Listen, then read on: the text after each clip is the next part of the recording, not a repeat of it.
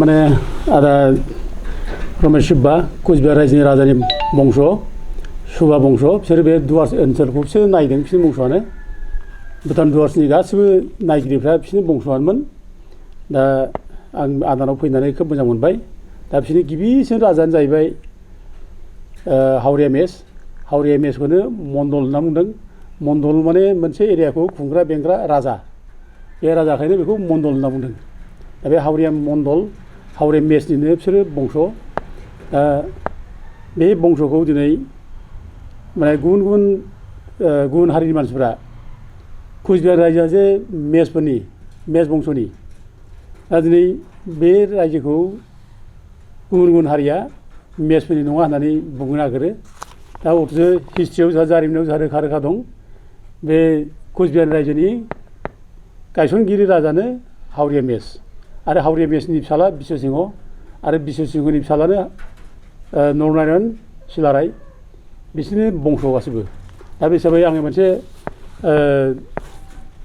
माखासे राजबंशिफोर जे दाबि खालामबाय थायो बुंलाबाय थायो जे खुनु लेखायावनो लिरनाय गैया कुचबिहारनि राजाया गुबुन समाव लेखा दिहुनलांदों साफायलांदों दा बेयाव खुनु माने मेसनि बाथ्रा लिराखै ओरै होननानै राजबंशिफोरा एसे बुंनो नागिरो दा थांनायसो एसे सिगाङावबो बुंदों बे बाथ्राखौ आं इउटुबाव नुदों आं एसे क्लियारफिकेसन होनो सानदों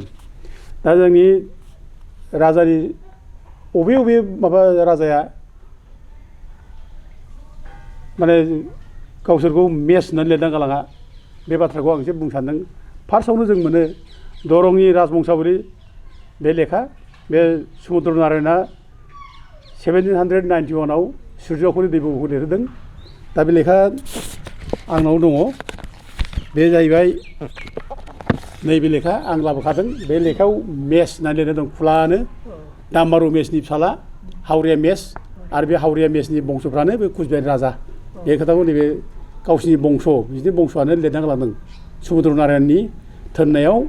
बे सुर्य'खौनि दैब'आव लिरदों बेखौ 1791आव दा बे लिरनाय ओमफ्राय बिनि उनाव आरोबाव लिरदों जोंहा रायजो फाक्यान 1833 सनाव रायजो फाक्यान लिरदों बेखौ राजा निपेन्द्र नारायण समाव लिरदों दा जयनाथ घोष मुंसिया लिरदों आरो बे जयनाथ घोष मुंसि लिरनाय रायजो फाक्यान लेखायावबो बेयावबो रोखा लिरनाय दं जे माने माबाया कुचबिहारनि राजाया हावरिया मेसनिफ्राय जागायजेनदों आरो बे हावरिया मेसआ हिरा जिरा सानै बिब' बिनानावखौ हाबा खालामदों होननाय बाथ्राखौ रोखा लिरदों रायजो फाक्यानाव आरो बिनि उनाव दङ जोंहा 1833आव 1883 सनाव बगरी चरण बन्द'पाध्याय बे लिरदों बे बगरी चरण बन्द'पाध्याय लिरनाय लेखा बेखौ माबायाव लिरदों बेखौ माबानि समाव निपेन्द्र नारायण राजानि समाव लिरनाय बियो राजा निपेन्द्र नारायण समाव लिरनाय बियो दा बियो गाव लिरनायाव बे लेखाखौ होखादों राजा निपेन्द्र नारायणआव थोननायाव लिरनाय होननानै बे लेखाखौ बुंलांदों आरो बे लेखायाव स्पस्ट' हावरिया मेस बंशनि मानसि कुचबिहार राजा होननानै बेखौ लिरदों आरो बेयाव फुरा लिरदों जे हावरिया मेसआ हाजो कचनि फिसाजो सानै हिरा आरो जिराखौ हाबा खालामदों बेयाव रोखा लिरनाय दं आरो बेल' नङा बेयाव गोबां आर्टिकेल गुबुन दङ बेयावबो गासिबो मेस होननानै लिरलांजोबो गासिबो बे मोनसे ओमफ्राय दाना नों नायबावदो दानिया नैबे लेखा जाहैबाय दा Cooch Behar state and its land revenue settlement by S N. Chaudhuri Harendra Narayan Chaudhuri बे लिरदों बेखौ दा बेखौ माबायाव लिरदों बे लेखाखौ माबानि समाव लिरदों हरेन्द्र नारायण राजानि समाव लिरदों राजा हरेन्द्र नारायणआ बे लेखाखौ लिरहोदों दा दाखालि सासे राजबंसि सेंग्रा बे लेखाखौ खोन्थादोंमोन जे बे लेखा राजानि लिरनाय राजानि समाव लिरनाय बेयावथ' मेस लिरनाय गैया ओरै होनना बुंदोंमोन आरोखि बियो दा खिन्थु बिथाङा फरायाखै ओरै सा बुंनानै होदों आरोखि आरो गुबुन लेखाखौ बुंदों बिथाङा बे गांब्रै लेखा बुंदों राजाफोर लिरनाय लेखा बुंदों बेयावथ' खुनु मेस गैया मख'नाय गैया होनना बुंदों आं दा खोन्थाना होबाय गासिबो मेस लिरनाय दं बेयावबो मेस लिरदों आरो बे माने माबायावबो लिरदों दरं राजबंसआवबो लिरदों ओमफ्राय नैबे कुचबिहार इतिहास खाना मादला चौधरी बेबो दं आं दा बेखौबो बुंगोन ओमफ्राय नैबेयाव मा लिरदों आं बेखौ एसे फरायना होनि आरोखि नैबेयाव नैबे माबानि हरेन्द्रनाथ चौधरी लिरनाय बियो दा बेयाव फार्स्टआव लिरदों नै The co-chiefs were in the meantime gradually rising into power. One of them was Hajo, who had two daughters named Jira and Hira. Both of them were married to a mage of the name of Harya, otherwise known as Horidas, who lived in Mount Skana. Jira was of an age when she was married. दा बेखौ लिरदों आरोखि बे माने मेज मानसि हाबा जादों बेखौ स्पस्ट लिरना गालांदों आरोखि आरो बेल' नङा बे माने बे राजाया आरोबाव अनेक खोथा लिरलांदों बे लेखायाव जोङो बिदि फरायजोबना होनांगौब्ला जाय राजबंसिफ्रा माने बुंना लायो बिसोर माने एसे लाजिनाय मोनगोन आरोखि बिसोरो दा ओरैबायदि लिरबावदों बेयाव आं एसे फरायना होनो आरोखि एसे रायजोफ्रा क्लियार जानाय आरोखि बेयाव लिरदों Again, if the name Rajbongshi be regarded as an addition of honor as meaning related to royal family, there would be as much right and probability on the side of the message for claiming that title as there may be on the other side, namely the cause. माने मेसफ्रा बर'फ्रा बांसिन claim खालामनायनि अधिकार दं होनना बुंदों राजबंशिया जुदि बुङोब्ला गावनि बिमानिफ्राय जुदि बुंना लायोब्ला गावसोरखौ राजानि बंस होनना बुङोब्ला मेसफ्रा बांसिन माने अधिकार दं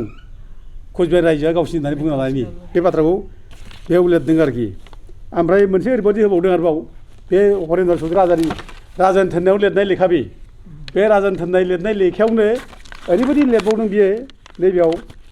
माने गोबां मानसिफ्रानो राजानि बंस आंबो राजानि बंस होननानै लायो आरोखि आंबो राजानि बंस राजबंशी आंबो राजबंशी होननानै इभेन जायफ्रा ना सारना जाग्रा मासुवाफोर आरोखि बिसोरबो गावसोरखौ माने राजानि बंस होननानै बुंना लायो अरजों फिसा राजानि बंसजों खुनु सोमोन्दो गैया ओरै लिरदों आरोखि नैबाव आं फरायनानैसै आरोखि A class of fishermen in Bengal are also called Rajbongshi, but they have not even the remotest tradition of their ever having anything to do with a Raja Bongsho or royal family. बे royal family जों खुनु सोमोन्दो गैया बिदि लिरदों आरोखि आरोथ' आरो मार लिरबावदों नैबाव आरो अनेक लिरबावदों नैबाव बे केप्टेन लुइन बे माने रंपुरनि डेपुटि कमिशनार बेथ' गाज्रि लिरबावदों बे खोलानिफ्राय फैनाय माखासे माबाफ्रा बे दुवारस एरियायाव फैनानै बे मेसफोरजों कन्टेक्ट जादों ओमफ्राय मेसफोरजों कन्टेक्ट जानानै बेनिफ्राय जा जन्म जानाय बिसोरनो दानि प्रेजेन्ट माने कुचबिहारिस ओरैनो लिरदों आरोखि दा बेखौ आं लिरदों आरो फरायसै आरोखि केप्टेन लुइन ओरैनो आरोखि a late deputy commissioner of Cooch Behar giving in 1872 apparently as the prevalent impression amongst the immigrants Bengalis says बेखौ होनदों आरोखि The message who with the Bhutan doers coming into contact with the immigrants from the south intermarriages have taken place and their descendants are the modern Kuchbiharis ओरैनो बुंदों आरोखि माने बेफोर माने जारिमिना जोंनि थाखाय खोब रोखा-रोखाथार बे राजानि माबाखौ लिरदोंलांनाय गासैबो बिसेस दा गथे जोंहा जोंनि बे कुचबिहार रायजोआ बर'फ्रा जोंनि होननानै बुंनो लानायाव जोंहा खुनु उसुबिदा मोननो नाङा लेखाफ्रा राजाफ्रा लिरना गालांनाय लेखाफ्राव गासिबो दंजोबथारो आरोखि जों बेखौ फरायनानै खोन्थाबानो जायो दा जोङो फरायाखै बुङाखै जों क्लेम खालामना लायाखै मालाया जेब्ला बुङो बे कुचबिहार रायजोआलाय माला मेस जासै राजबंशीसो होनब्ला बर'फ्रा जोंना मेसफ्रा बेखौनो नंगौ सानो जोंनि न'आव नामा सानो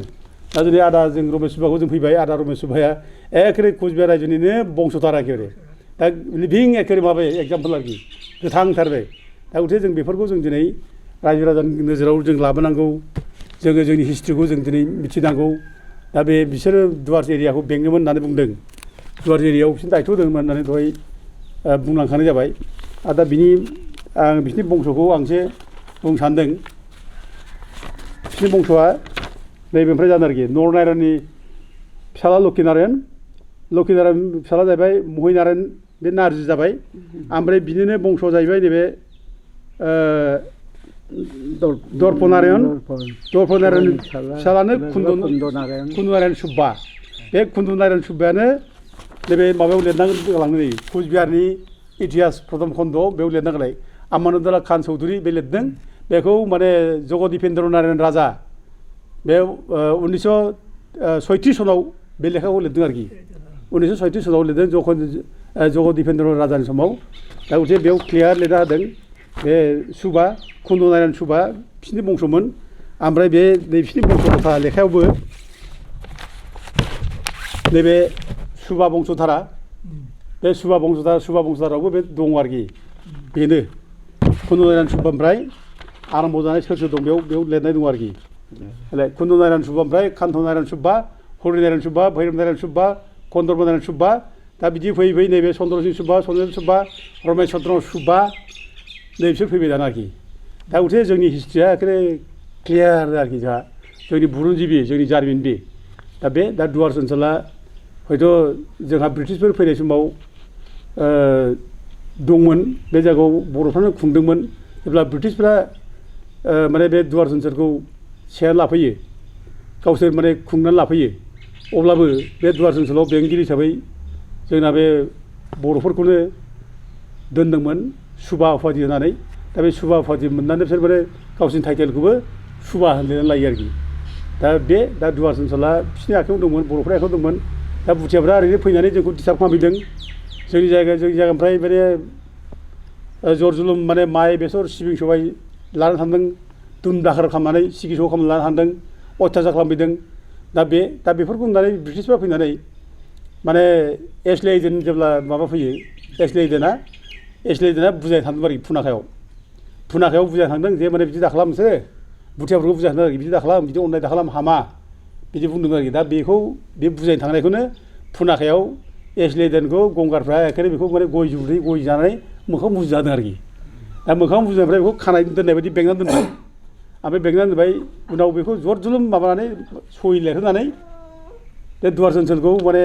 ब्रिटिशफ्रा जेबो खालामा गंगारफोरनिसो ओरैबायदि लिरहोनानै बेखौ हगार हरदों आरोखि